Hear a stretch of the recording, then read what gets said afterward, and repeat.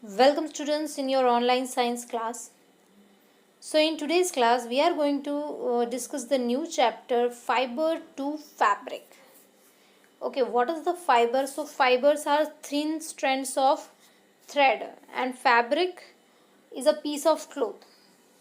So we are going to discuss in this chapter that how we are getting the clothes and what are the different process through which we are getting the ready-made clothes in the shop.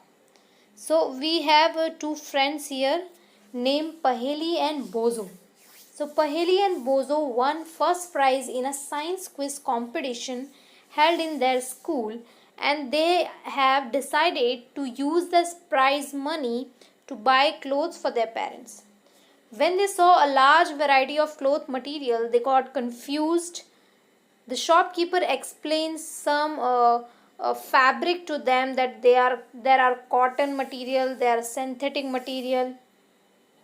So when they touched and felt these different fabrics, finally they brought a woolen muffler and cotton sari for their father and their mother.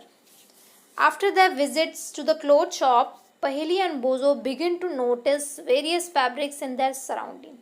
So if you notice in your surroundings, there are varieties of cloth present available in the shop. Okay. So now how we are getting these clothes? We'll start with the first activity in which we'll discuss the variety in a fabric. So in the first activity, visit a nearby, you have to visit a nearby tailoring shop और वहाँ से आपको अलग अलग fabrics के कपड़े के piece लेने हैं और वो सब आपको एक साथ में स्टिच करने हैं. आप डिफरेंट टाइप के पीस ऑफ क्लॉथ लोगे और वो उन सब का फीलिंग, टच का फीलिंग जो है वो डिफरेंट होगा. ओके, सो ये बताता है आपको, जैसे आपने लास्ट चैप्टर में पढ़ा वेराइटीज़ ऑफ फूड के बारे में, in the same way fabrics में भी बहुत डिफरेंट टाइप की वेराइटीज़ होती हैं. So to make a fabric we should make first fibre, then fiber to yarn and yarn to fabric. Now how we separate yarn from the fabric? अगर आपको fabric में से yarn सेपरेट करना है, सो वो आप कैसे करोगे, that we are going to discuss in activity 2. So select a piece of cotton. Cotton का एक क्लोथ लेना है आपको, उसमें कोई एक लूज थ्रेड आपको फाइंड करना है, वो थ्रेड आपको निकालना है. That thread is known as yarn. Now how you will separate yarn fiber from the yarn. अब वो yarn को आपको जेंटली पुल करना है, धीरे धीरे, और उसमें से भी छोटे छोटे स्ट्रैंड्स निकलेंगे जिसको हम फाइबर बोलेंगे. So we can say that yarn splits into thin strand which is known as fiber.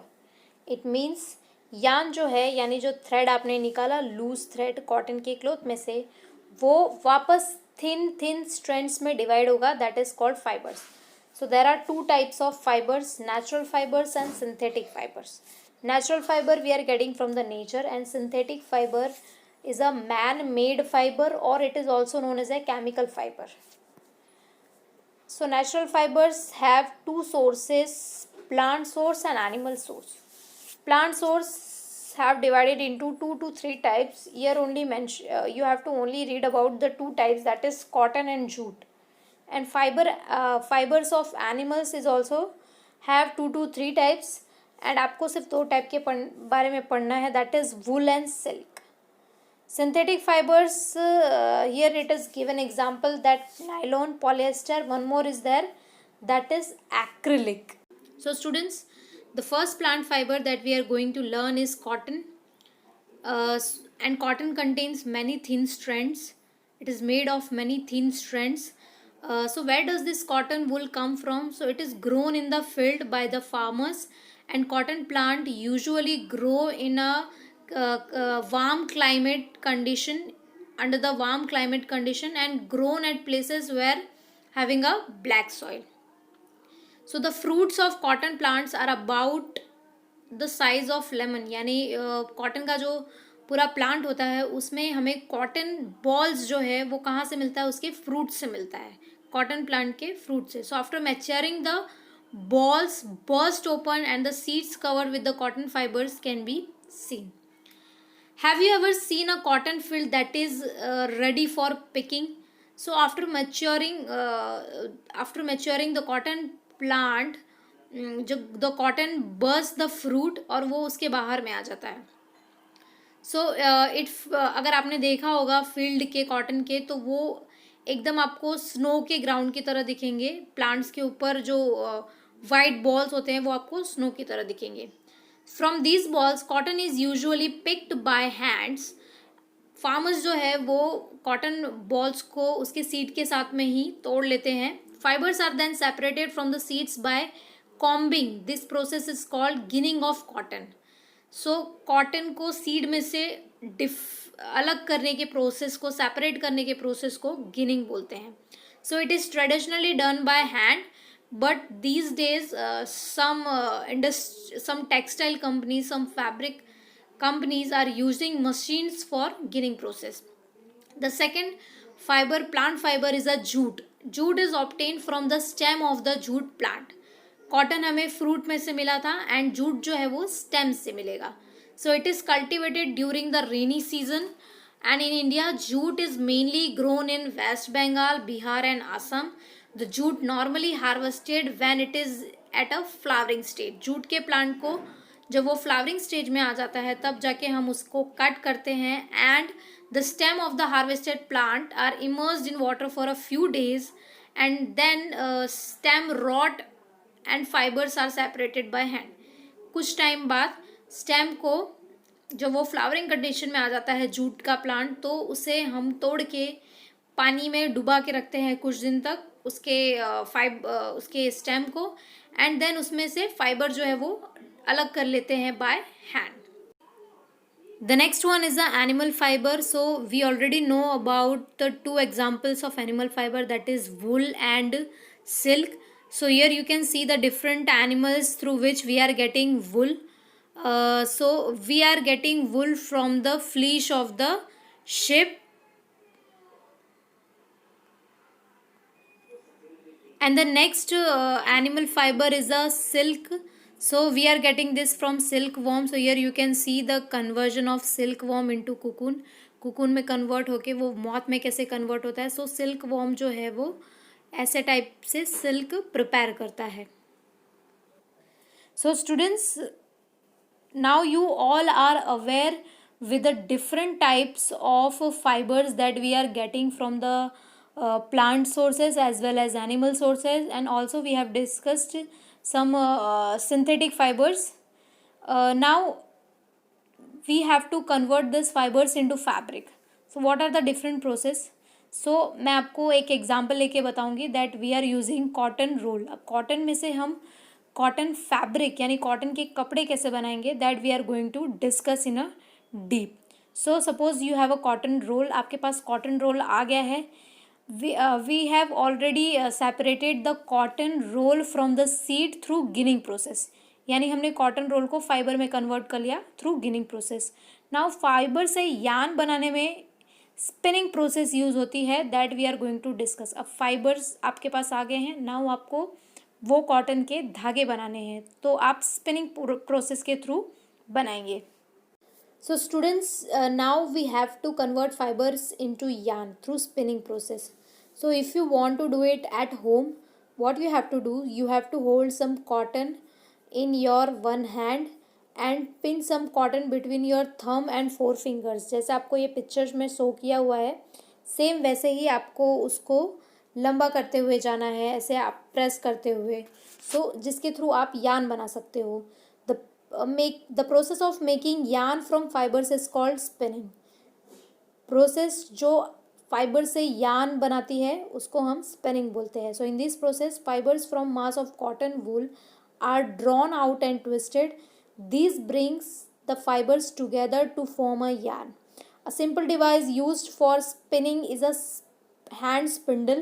जो आपने हैंड के थ्रू किया है उसके लिए मशीन्स यूज़ किया जाता है. हैंड के थ्रू जिस मशीन का हम लोग यूज़ करते हैं that is hand spindle, also called तकली.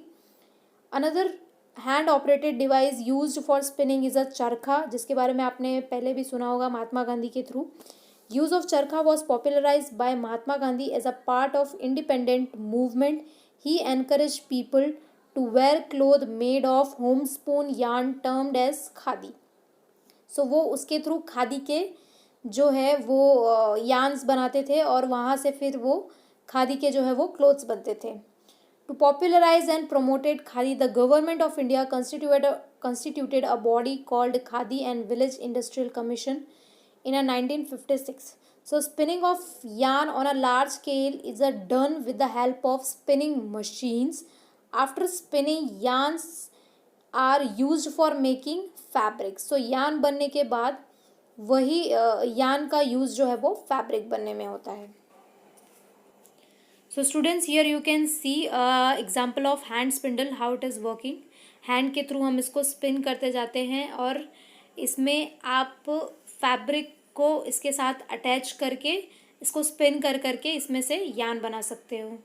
Now students, after making yarn from fibres by the spinning process, we have to weave for making fabrics. First one is a weaving and another one is a knitting. So there are many ways by which fabrics are made, but the two main processes are weaving and knitting. In the weaving process, what we have to do, the process of arranging two sets of yarn, we have to take two sets of yarn together and हम उसको एक दूसरे के ऊपर weave करेंगे. In the activity 5, what we have done, we have taken a 2 sheets of paper and हमने उसको particular length में cut कर लिया है. So here you can see दो different color के पेपर लिए उसको particular length में cut करने के बाद हमने एक दूसरे उसी पेपर को एक दूसरे के ऊपर वीव किया है यानी बुना है.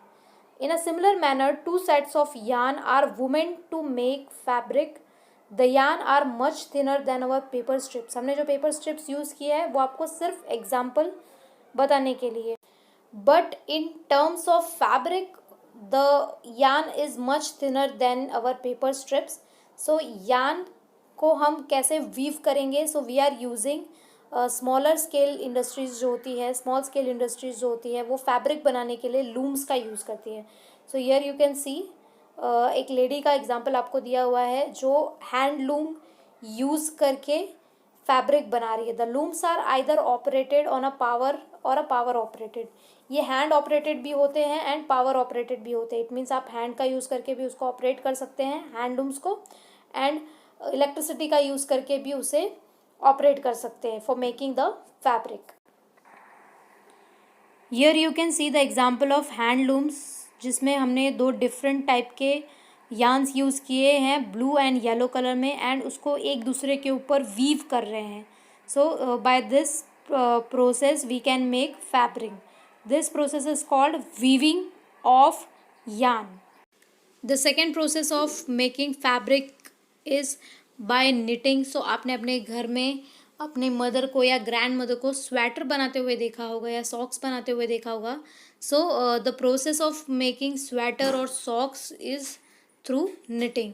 निटिंग के थ्रू सिंगल यार्न यूज़ करके ही हम स्वेटर बना सकते हैं, piece of fabric. So a single yarn is use to make a piece of fabric in the process of knitting. Knitting is done by hand and also by machine. So here you can see how we can use our hands for making fabric by the process of knitting. We are using here single set of yarn for making fabrics. On a large scale, in a large scale industries, machines can also be used for making fabric by the knitting process. So weaving and knitting are used for making different kinds of fabrics, and these fabrics are used for making varieties of clothing item. Now last topic is a history of clothing material. So in ancient times, पुराने times में लोग जो है वो trees के जो है वो bark and big leaves use करते थे to cover their body, and also they are using animal skins and furs to cover themselves. But when they begin to settle in agriculture communities, जब उन्होंने farming start की तो उन्होंने वही चीज़ों से बास्केट बनाना स्टार्ट किया, और वो एनिमल के फ्लीश और हेयर जो है उनको ट्विस्ट करके उनके लॉन्ग स्ट्रैंड्स बना के उनको वीव करके उन्होंने फैब्रिक बनाना स्टार्ट किया. And also they started to grow cotton there. So there is one more material, there is one more natural fiber, that is flax, and it is also a plant fiber, natural fiber. And in ancient Egypt, cotton as well as flax were cultivated near the river Nile and were used for making fabrics. So पहले के time पे लोग जो है वो सारी चीज़ों को वीव करके या निटिंग प्रोसेस के थ्रू ही पहनते थे. वो टाइम पे स्टिचिंग का एरा नहीं था. So in those days stitching was not known. So people simply drape the fabrics around the different parts of their body. People जो है वो किसी भी कपड़े को बना के उसे सीधा अपने बॉडी पे जो है वो ड्रेप कर लेते थे. So many different ways of draping fabrics were used with the invention of swing needles. Swing needles के इन्वेंशन के बाद लोगों ने स्टिचिंग स्टार्ट की और अभी वेराइटीज़ ऑफ क्लोथ्स जो है वो बनाए जाते हैं by the process of stitching. But it is not amazing that even today sari, dhoti, lungi, turban is also used as unstitched piece of fabric. And just as there is a large variety in the food eaten all over our country, a large variety of fabric is also exist. जैसे हमारे country में different types of food varieties है, वैसे ही different types of fabric की varieties भी है. Like Gujarat में आपको डिफरेंट क्लोथ्स देखने को मिलेंगे, राजस्थान में डिफरेंट है, महाराष्ट्र में डिफरेंट है. सो फूड वेराइटी के साथ में यहाँ पे फैब्रिक में भी वेराइटीज देखने को मिलती. This is a sewing needles through which we can stitch our clothes to make varieties of cloth. Dresses बना सकते हैं गर्ल्स के लिए, बॉयज़ के लिए. Different types of clothing variety इसके थ्रू हम क्रिएट कर सकते हैं. So in this chapter we have learned how we are making fibers to fabric. So all fabric is made from fiber, and either natural fiber or synthetic fiber, and fiber is processed and twisted into yarn, and then yarn is woven and knitted into fabric.